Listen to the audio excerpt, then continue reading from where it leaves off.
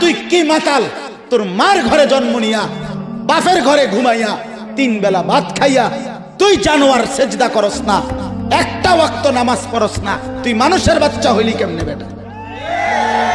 এই বেহায়া বেনামাজি,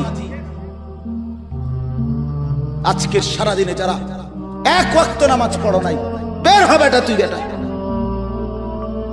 বেশরম বেহায়া, তোর মালিক তোকে সৃষ্টি করে না?